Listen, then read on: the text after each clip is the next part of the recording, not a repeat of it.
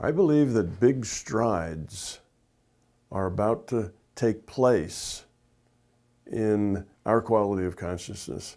I believe we're going to grow a lot over the next decade. Now, that's for several reasons. One of those reasons is that the physicists are getting more and more positive toward this reality being a virtual reality. That's been growing immensely over the last decade because it is the only viewpoint that really answers the experimental results. So virtual reality is a better explainer of the facts. So that is going to continue to grow. And as that grows, I think that in the near future, again in the next decade, we're going to see the physicists come to the conclusion that our reality is indeed a virtual reality. Now, when that happens, that carries along some logical consequences. One of those logical consequences is, if this is a virtual reality, then it has to be computed, created, manufactured someplace else. A virtual reality cannot compute itself. The computer has to be outside of the virtual reality that it computes.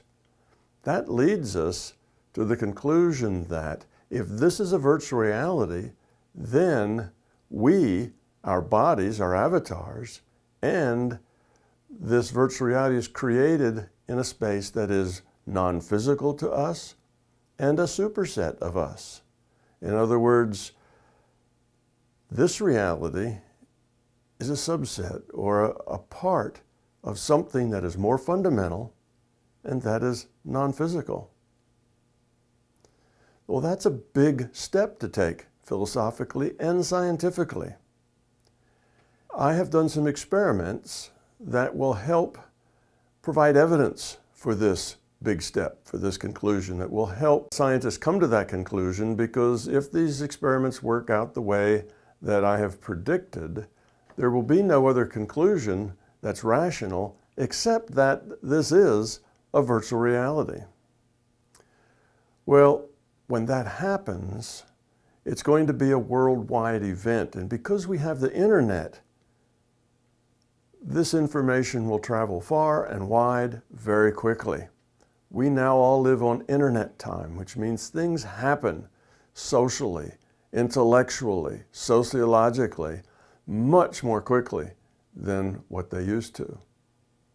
So in a decade, we could find ourselves with a whole new understanding of the nature of our reality. All the answers to the big questions will be answered. Why are we here? What's our purpose? What's the point? What sort of reality is this? See, what's the significance? What should we be doing here? What's important and what's not? Where does morality come from?